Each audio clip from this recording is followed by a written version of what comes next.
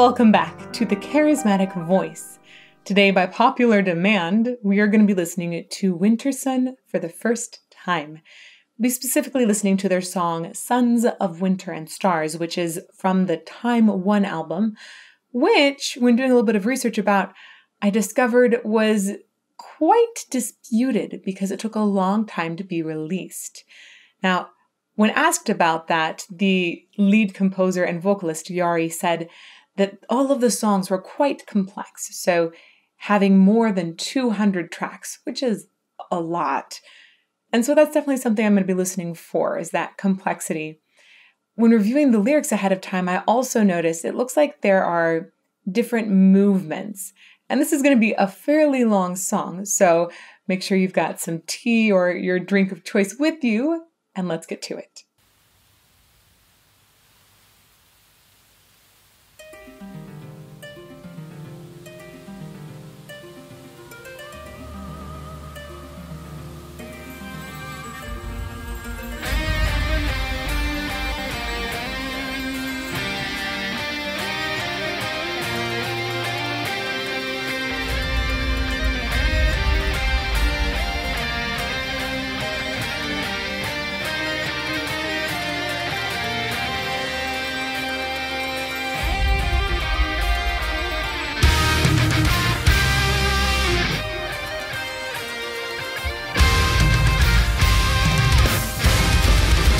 Whoa.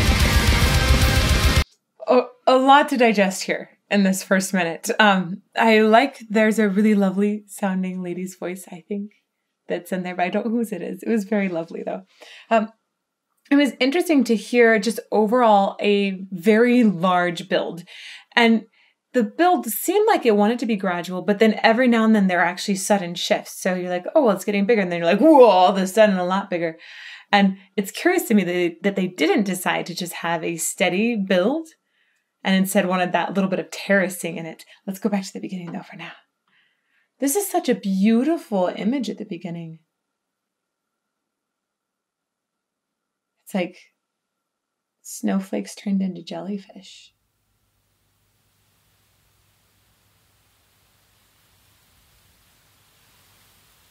And then wind. And that sounds like a harp to me. And a gong.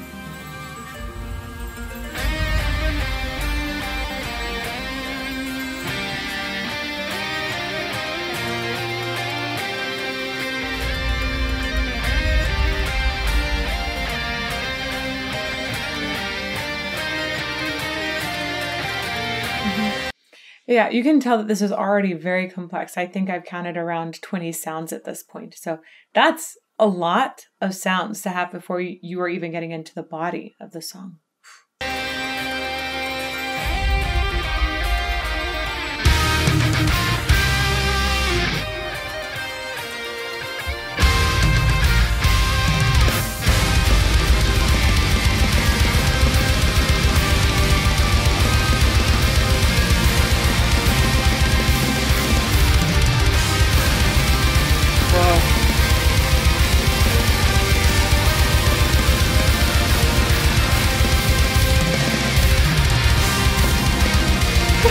What sound?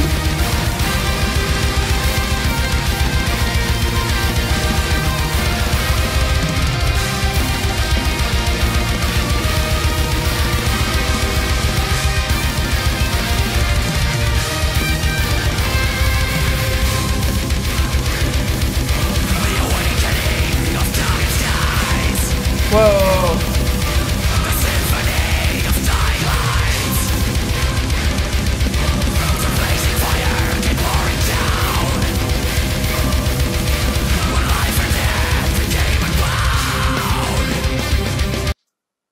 Okay. I did not expect the harsh vocals to be the first vocal that I heard. I really didn't. And this is partly because I was looking at the lyrics and I thought like, oh, this sounds like lovely. Behold the rain of stars, the awakening of darkened skies, falling from the dark, the symphony of dying lights. Like this sounds like something that is presentation classical, beautiful, concert at night. And oh my goodness, I was not expecting this. It sounds like he's evil instead, right? Whoa. So maybe the masters of the creation of the universe in this storyline are evil overlords. I don't know. It's kind of terrifying though. I really was digging as well. I just hear a lot of catchy guitar licks in here. You're like, oh yeah, I could sing that back. Yeah, got it. Okay. Whew. The moment.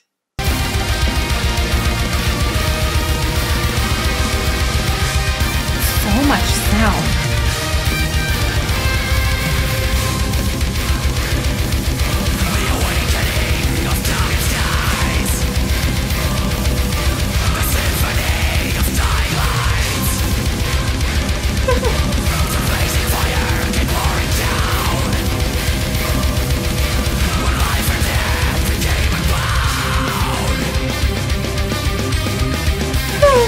Yeah, it's mildly terrifying, just mildly.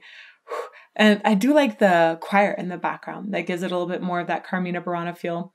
I think that we associate that often as the beginning of something really epic, which makes sense because this song is 14 minutes long. And that's epic. That is pure spoiling by metal. Side note. There is so much sound that's happening in here. It's so much. And I was thinking to myself, heavy metal is, maybe that's because it's heavy on my ears. It's so much sound. Anyhow.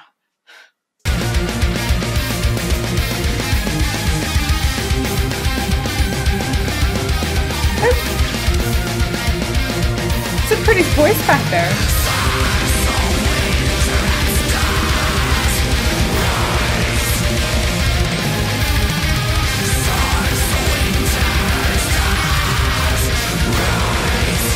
Whoa. I really dig the way that on Rise you hear extra layers of vocals. There's more people that are saying Rise. I think we see one other member in the band. Hey, oh, they're tracking in the background. That's cool. You see another member in the band also looking like they're screaming Rise, but I wonder how many times they've layered that vocal because it sounds suddenly very thick and oppressive. Let's go back.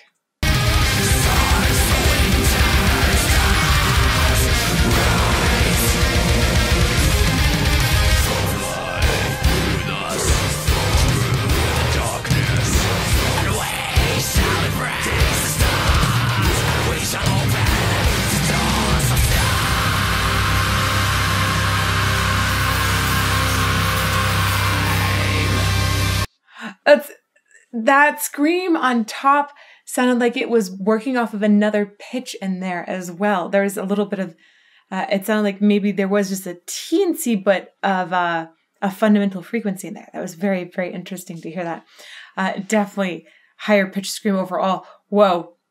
I am not super pro at harsh vocals. Okay, I can tell you a little bit about what I hear and I tell you about the function of the voice. But obviously, I'm an opera singer that recently learned that harsh vocals are pretty dang awesome. And that harsh vocals have so many different sounds. Like this idea that you can have a harsh vocal that's screaming really high and when it's low, I used to think it was just screaming.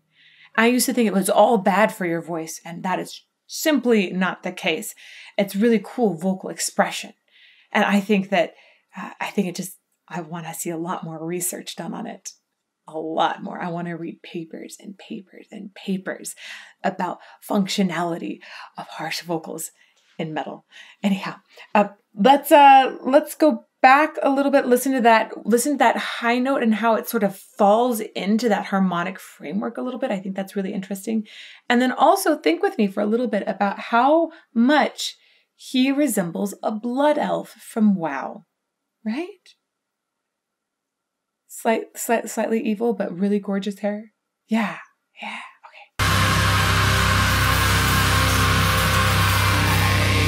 That's a great note.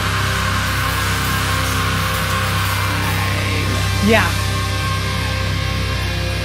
Oh, and they knew it, so they had it echo.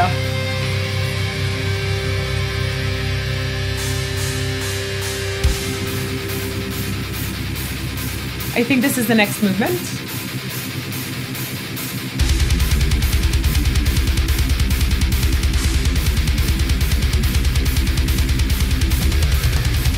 Whoa. Oh, I love that. That was so cool that he's using different toms in there, almost as if, well, they are melodic, right? Toms, they do have a pitch to them, higher and lower pitches. They're not specific pitches, but they have different melodic content in a way. And he was using that, playing at the exact same time as a guitar player and highlighting the movement in the guitar, the melody there, and the different pitches there by highlighting them within the toms. That was really cool. I loved that combination. Here.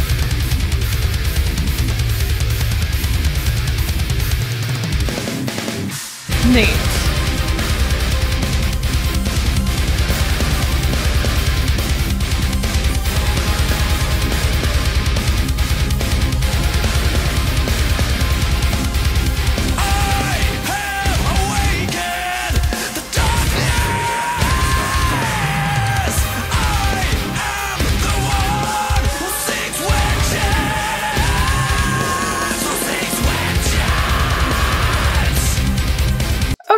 Okay, he's not just a harsh vocals guy. I didn't know.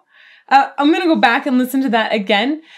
I think it's very important to look at how much teeth he's using.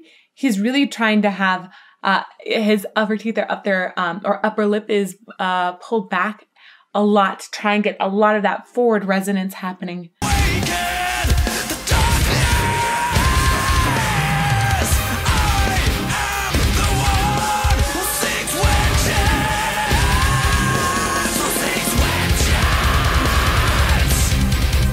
And it's very interesting to hear how much distortion he's bringing into that pitch there at the end.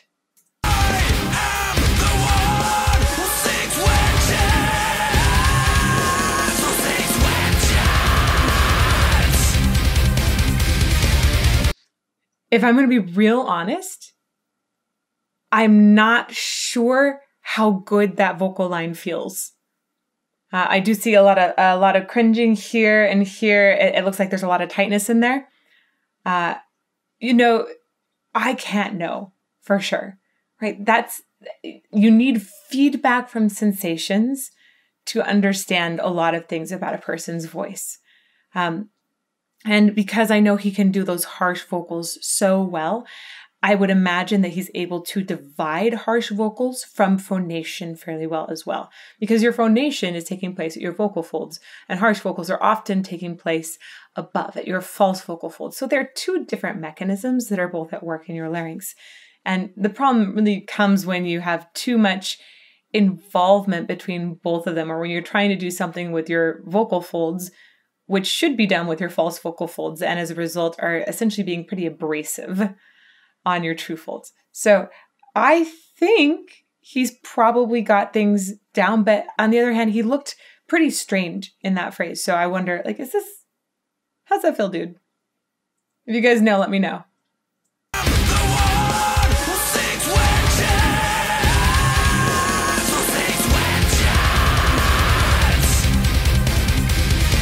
I really dig the extra layering of the harsh vocals underneath him there too. It sounds, again, very evil and brooding.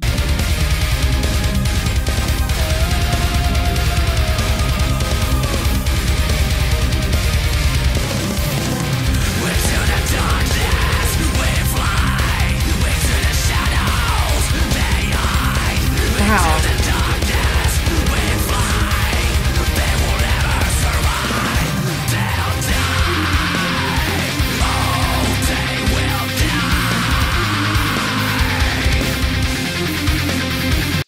Whatever the vocal is he's singing, it has so much intensity. That man can channel energy. That's very, very impressive.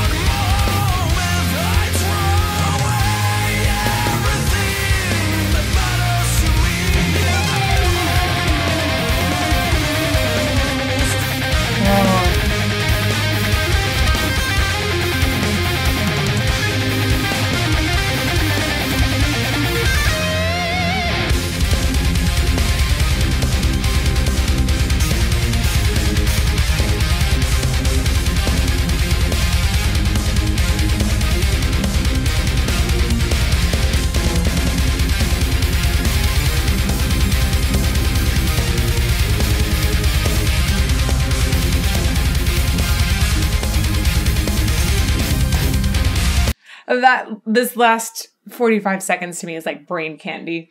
I hear something evolving in here, but in first listen through, it's like, oh, wait, how did that evolve to there? Did you play that note a few more times, or did you do that repeat slightly differently? It's just very interesting, and my mind wants to get in there and tear it apart. I like that a lot. We're going to keep going because the song is quite long, but it's something, this kind of section is something that will draw me back to a piece because I want to know, like, how did you construct that? It's interesting. I'm flying through the darkness, the fire, death, the shadow, one thing I tear apart of my heart, for creation of dimensions that we fly beyond the restless shadows, we fly beyond the stars, birth of the world. Whoa.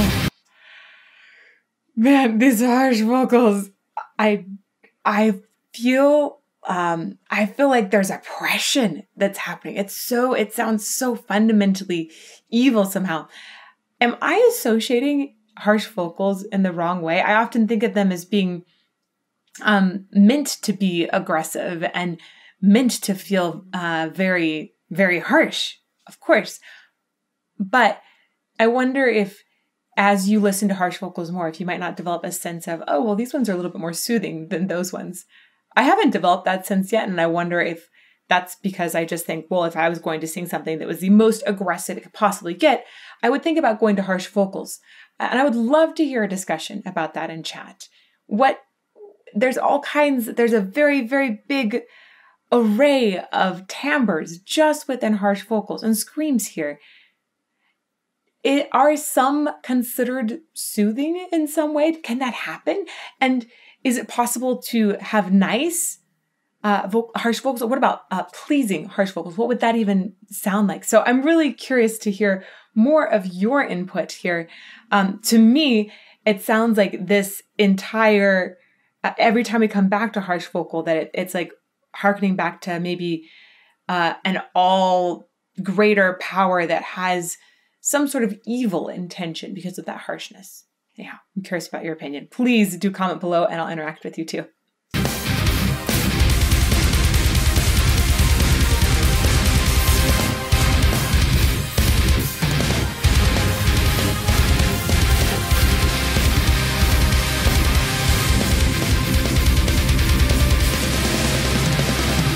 Wow.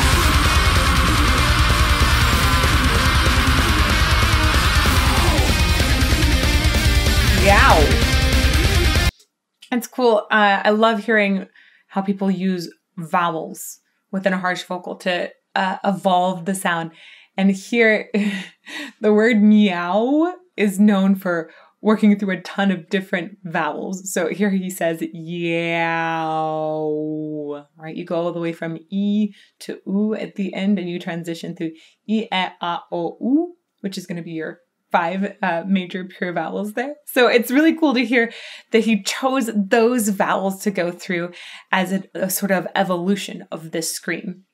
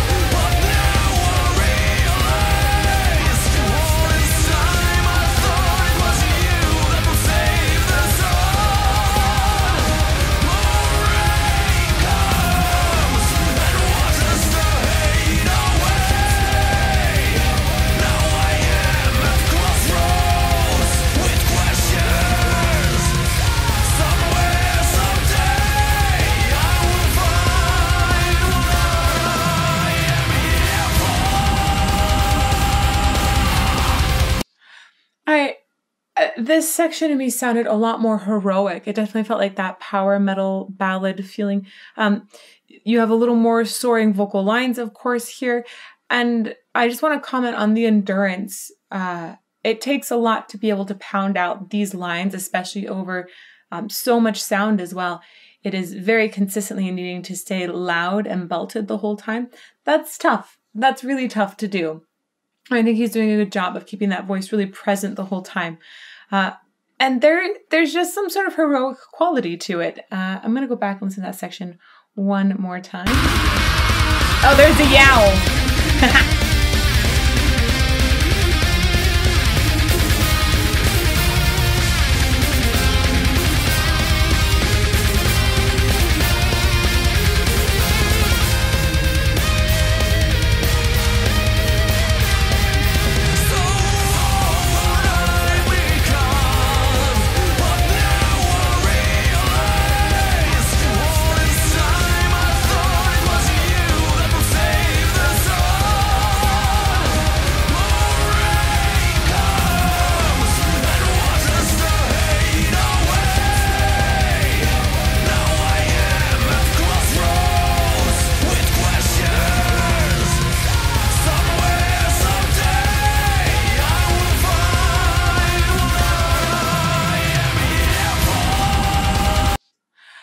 I really dig the extra background vocals there as well. I don't know. I think it's the other band members singing them, but they've got a really good blend in there. So it could be Yari singing all of these as well. I think it's really quite nice, though. So I think Timu and Yuka are the other two who might also be singing here, and I like the timing of it. I like the interweaving of harmonies. It almost sounds like the other backing vocal lines have a life of their own, which is really good writing. I like it when you have not just harmony to support a lead, but three lines that have a life of their own so that they miraculously come together at moments that I feel like a greater sense of support. Very, very, very cool.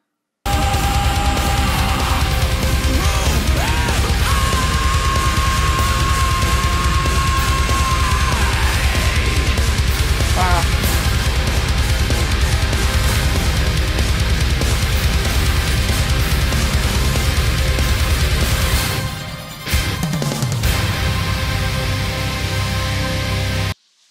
And that whole section is a great example of tons of tracks. I even heard like some brass extended technique in there, I think. Like it was, full orchestra in the background. Yeah, we only see these instruments in the studio, but wow, I heard a full orchestra going at the same time. That's so much. That is, the mixing of that would be a nightmare. That's so many tracks to EQ and shift and try to be able to hear them all. It's just impossible. I feel like that's a very impossible task, and understandably, it would take a ton of time.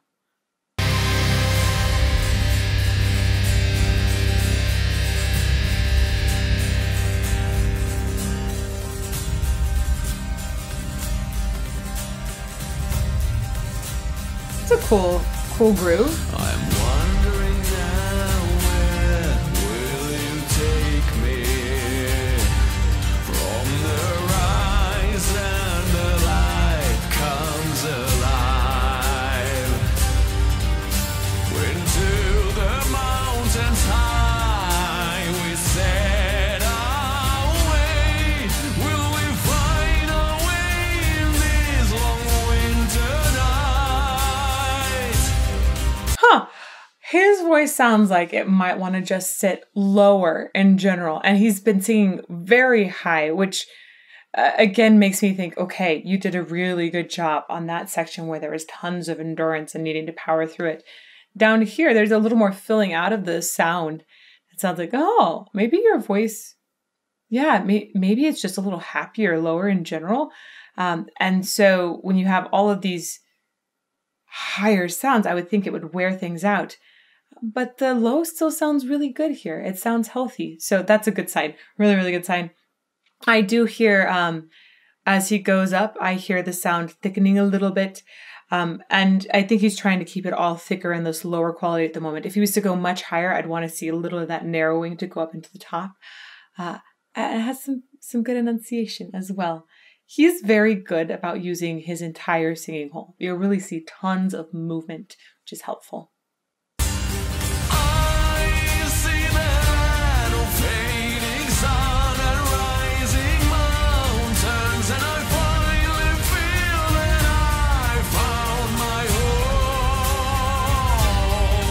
Nice even vibrato there too. It feels so cold when my dreams wither in fragments of time. Huh. Revealing that this land will die. So he did go up higher and didn't narrow it as much as I was thinking he would need to. And he kept it a little wider, but then he started going into a little bit of harsh vocals on the edges. So that told me like, oh, okay, he knows exactly where that edge is. And I think he really found that balance between it quite well. Falling snow, so soft and cold, dying cast down, so weak, frozen lake, the dancing spirits calling me, join in the cosmic train, silence is taken. Whoa. That was cool. Whoa. That was really cool. I love it. Sounds like sprinkling. I keep thinking about winter, and sprinkling makes me think about snowflakes. And the way that the voices were whirling made me think of snowflakes as well. I wonder if they're really going for that or if there's something else. It seems sparkly. That's cool. Let's go back a little bit. That was really neat. But oh, it feels so cold when my dreams wither in fragments of time, revealing that this land will die. I just want to mention that it's really impressive to me how these lyrics keep on rolling by. He doesn't have lyrics that are repeating, right? It's a very long, extensive story. And there is a lot of beauty in the lyrics as well. I have them, I'm following along with them.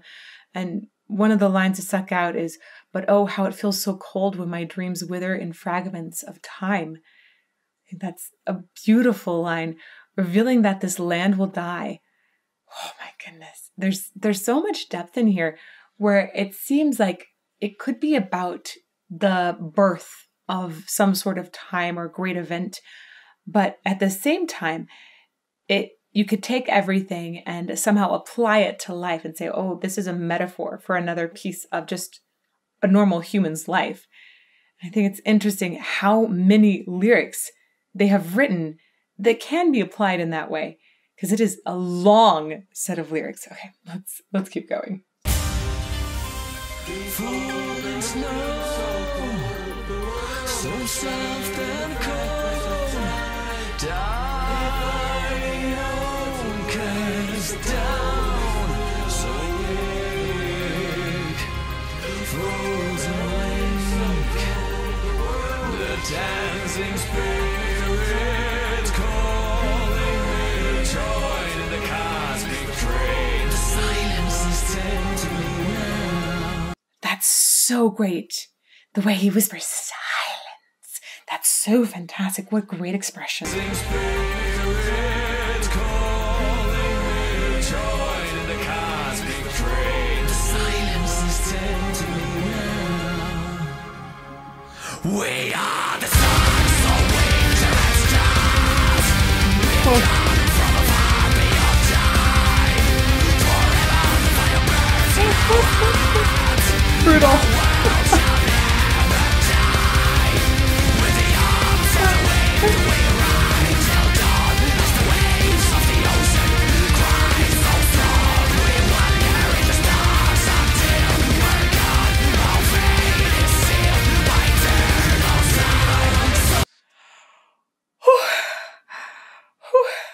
I feel like my ears maybe we're not ready for this one yet.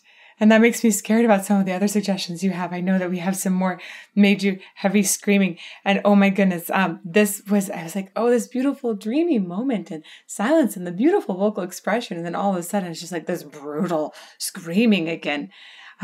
Whoa, what a crazy shift. And that was a shift to another movement in my understanding. As I'm following along, I'm saying, okay, most of the time, I think we've had a little more definition or a little more space between movements. And this one just went very sharply into this next movement. So that makes sense because it was such a stark contrast, but I wouldn't have known from just the timing otherwise. Oh boy, here we go again.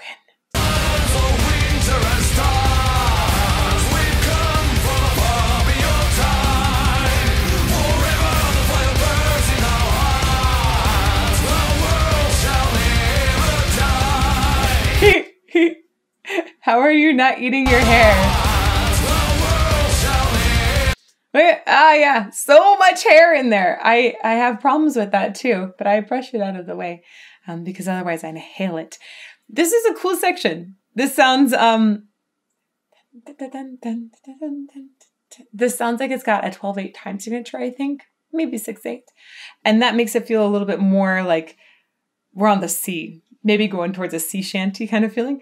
And so this suddenly had a slight Vikings element to me, which of course we all dig. And you've got this idea of these like overlords, these evil overlords perhaps at times. And so I thought, oh, I wonder if we're talking about Norse mythology, because some of those gods are scary. And I wonder if that could somehow play into this. This feels like they've woven a scene of mythology. And then we've got some people saying they're the sons of winter and stars. So maybe they were thinking they're also descendants of those gods. I'm not sure. It's just one interpretation, but I liked how that feel wrapped in.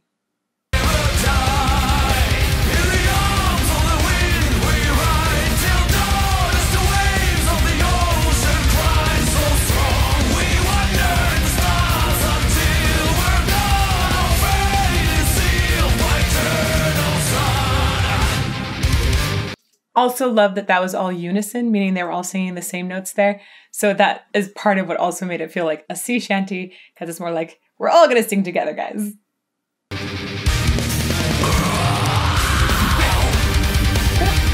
Ooh, that was like almost a row. Like that went through a ton of extra vowels as well. Fun.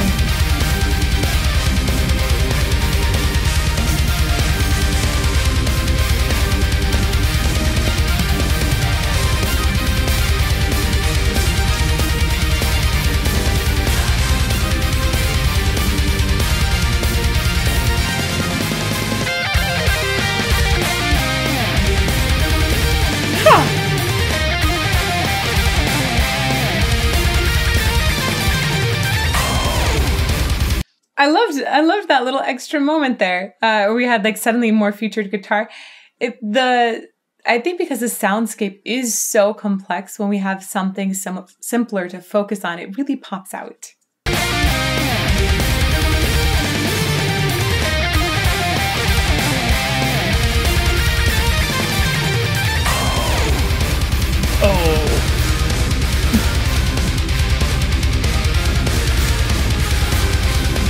Oh, there's some brass in there again.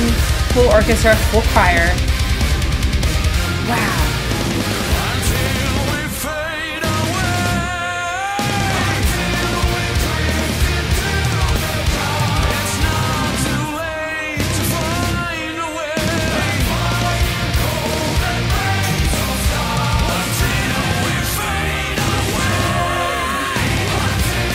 Nice.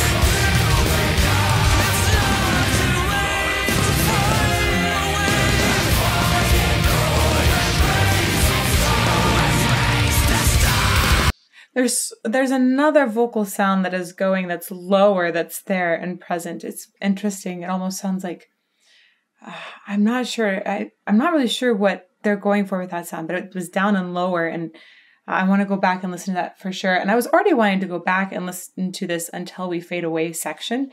Yari here had a nice high moment where he went up. Good vibrato in there as well. I do hear soft palate down sometimes, but it sounds like he's actually aiming to have a little more of that nasal sound in combination with a deeper sound here as well. So he's really combining a bunch of different things for this timbre.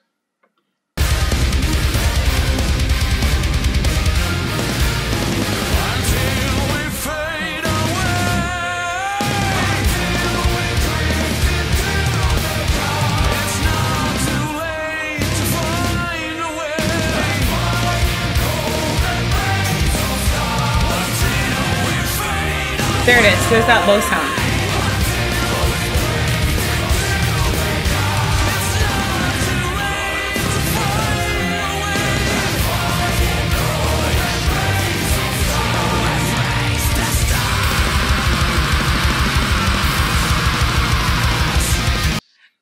That suppressive scream there. Whew. The low voice that's going in definitely fades from right over to left at one point if you're listening for it. It can get a little covered in the mix there. There's just so much that's going on. I don't know who it is. It might be one of the backing vocalists, and it doesn't sound as much. It sounds kind of speak singy, so I hear a combination in there. All right, let's keep going.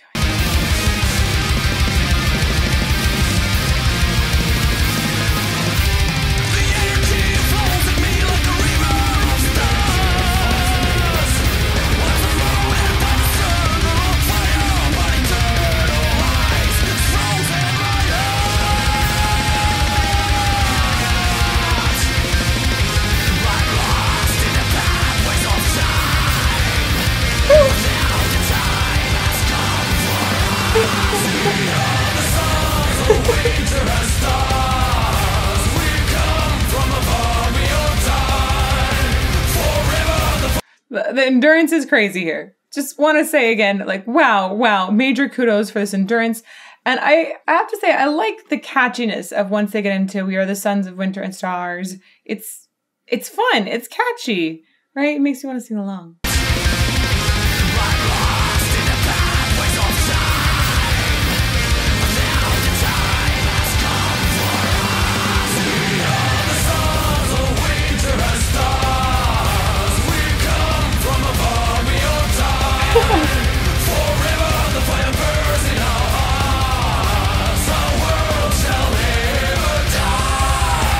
Ooh, nice jump up there.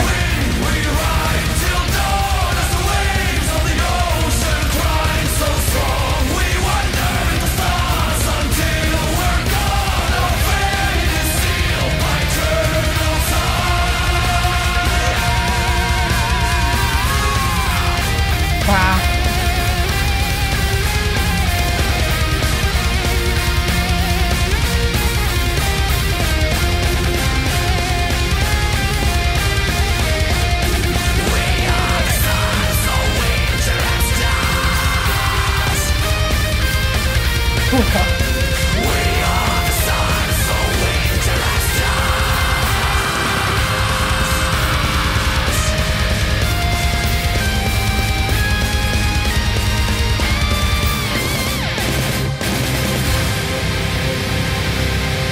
Okay, I'm going to go back. I could feel that it was really building, and I didn't want to stop it in the middle of anything there. It felt like we had a big climax that needed to be felt. And this is because I wanted to feel how they were building it, because we've had so much sound the whole time. So I look at it and I say, okay, well, how are you going to take me to the next level? It's hard to give more sound necessarily. And I think what they've done is they have ended up layering different kinds. So we had a really catchy melody, and then we have harsh vocals on top of that. We have some singing in the background as well. And it sounded like we got some catchy melodies in the guitar as well. Drum kit is just going full blast. And we got some, I believe there's some doubling in full orchestral lines there as well. So again, think about how difficult it would be to mix all of this. There are so many tracks happening here. Insane. Let's go back a little bit and listen. This is my favorite part, when the guys are singing all together. I like that, the like 12/8, the 1, 2, 3, 4, 5, 6, 7, 8, 9, 10, 11, 12. It feels catchy. I like it. Forever the fire burns in our hearts. Our world shall never die. In the arms of the wind we ride till dawn, as the waves of the ocean cry so strong. We wander in the stars until we're gone. Our fate is sealed by eternal time. So that line is doubled in so many different aspects in the mix as well, which is partly why it feels like, oh yeah, we're really getting to a more climactic moment.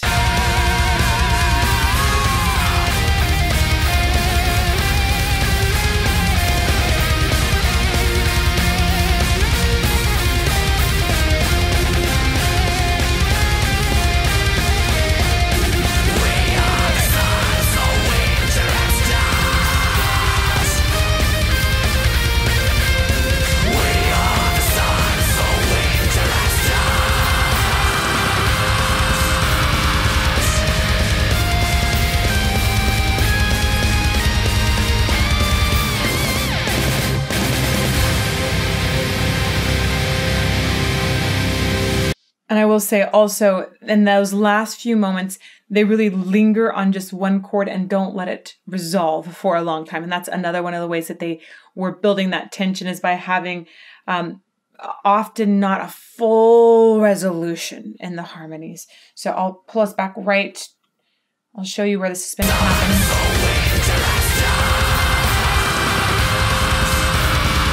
Here, there's suspension. Right, it feels like it's down below. You're like, oh no, come on, resolve. And that resolves.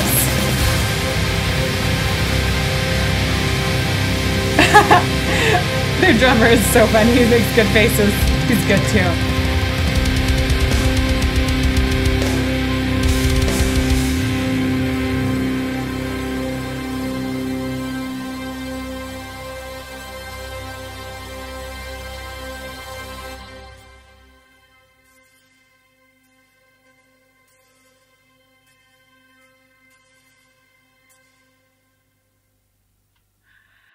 So interesting that at this ending here, they've added some extra sounds. Like, I'm trying to figure out what that extra sound is there at the very end. And I would expect it to kind of go out with a blast, but you could tell definitely that they were wanting to hold some of that energy.